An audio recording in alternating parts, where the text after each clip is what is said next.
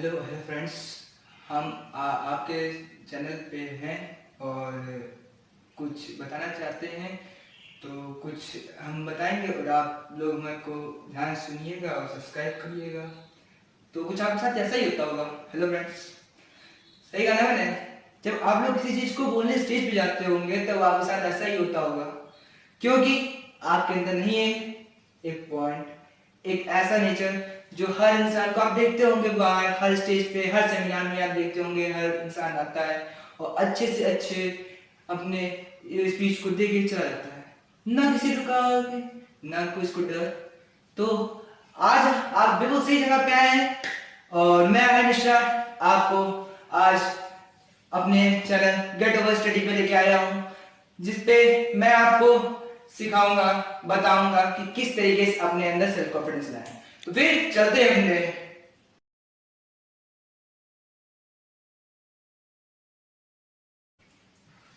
तो hello friends, अब हम आपको सेल्फ कॉन्फिडेंस के बारे में बताएंगे।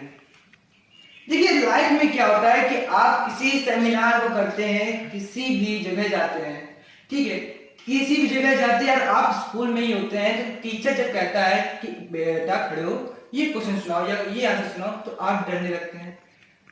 That is not a good, क्योंकि वो आपके अंदर सेल्फ कॉन्फिडेंस नहीं है कि आप अपने ऊपर हाथ रख के कह सके कि आपको वो आंसर आता है। सेल्फ स्ट्रीम, सेल्फ कॉन्फिडेंस, क्या ये दो पॉइंट नहीं होते हैं हमारी लाइफ की इंपॉर्टेंस जो हमको देते हैं? तो क्यों नहीं होते हैं ऐसा? क्यों आपको लगता है कि आप ऐसा नहीं कर सकते हैं? तो इसी को आज हम बताएंगे बस अपने तरीके से। तो आपको पता होगा हमारे क्रिकेट में हमारे एक्स कैप्टन MS धोनी बहुत अच्छे हैं। आप भी जानते हैं, हम भी जानते हैं, हर इंसान जानता, बाहर देश के क्रिकेटर जानते, बाहर देश के लोग भी जानते। क्यों? बिकॉज ऑफ इट्स नेचर, उसके नेचर के कारण। वो बंदा अपने ऊपर हाथ रख के कहता है कि मुझे दुनिया से मतलब नहीं है, मुझे दुनिया से मतलब नहीं है, मैं अपने से मतलब रखता हूं, अपने लिए जीता हूं, अपने लिए करूंगा, मुझसे मतलब नहीं है कि बगल वाला क्या कर रहा है और उसके बगल वाला क्या कर रहा है, उससे मतलब नहीं। उस बंदे के अंदर ये है कि अगर वो खेल रहा है तो वो रूल्स के साथ खेलेगा। That is the self stream. Okay, that is the self stream कि वो रूल से खेल रहा है, उसको अपने रूल से मतलब है, वो रूल नहीं तोड़ेगा। कुछ भी हो जाए, ये दुनिया किधर की उधर हो जाए, उधर की उधर हो जाए, उससे मतलब नहीं है। वो अपने आप से खेलेगा, अपने लिए खेलेगा, अपने रूल्स के साथ खेलेगा। हाँ, तो टीम हार जाए उससे मैटर नहीं करता, जीते तो अच्छी खुशी है यार, हार गई तो थोड़ा सैडनेस होगा, पर फिर भी वो रूल के साथ खेलेगा, उसके अंदर ये नेचर है। और कभी भी आप देखते होंगे जब अपोजिट टीम के लिए वो विकेट कीपिंग करता है, राइट, तब जब वो बॉल पकड़ता है एट द विकेट साइड, जब वो बॉल पकड़ता है तो जब अगर आउट होता है तो वो खुद अपील करता है कि आउट है।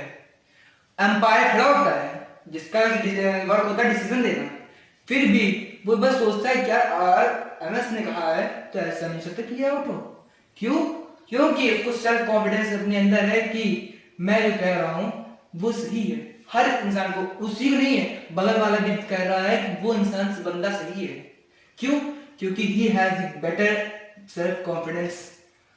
ओके, तो इसीलिए क्या होता है कि आप अपने अंदर सेल्फ कॉन्फिडेंस लाएं, ये इंपॉर्टेंट होता है। नदी बह रही है, बहाव तेज है, बोट चल रही है, बहुत तेज है, बोट को किस तरीके से हैंडल करना होता है वो बोट चलाने वाला जानता है। हम यही सोचते हैं, ठीक है, होता भी यही है कि जो चलाता है बोट वही तो चलाएगा। ऐसा थोड़ी ना कि हम और आप चले जाएंगे और नहीं आता है, चल के जगह पता नहीं कहाँ गिर रहा है, पता नहीं चला, ये तो होगा नहीं। तो यही होता है कि जो बोट चलाता है वही उस बहाव को समझ सकता है, उसी के साथ चल सकता है, राइट। तो क्या होता है कि इसको पता होता है कि मेरे अंदर कॉन्फिडेंस है, मैं इसको कर सकता हूं।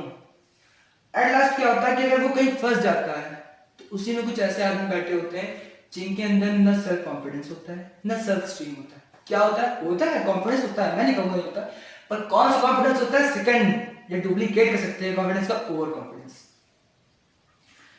कह रहा है भाई तुम हटो, क्या कर रहे हो, तुमको नहीं आता, मैं दिखाता हूं कैसे। ये होता है उसको कॉन्फिडेंस लेके लगाना शुरू, लगाना शुरू, लगाना शुरू, लेके चलेंगे।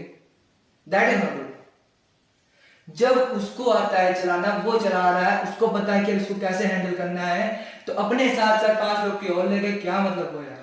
तो that is not good. Okay, self confidence लाने का एक तरीका होता है, क्या होता है, अपने आगे एक मिरर रख लीजिए।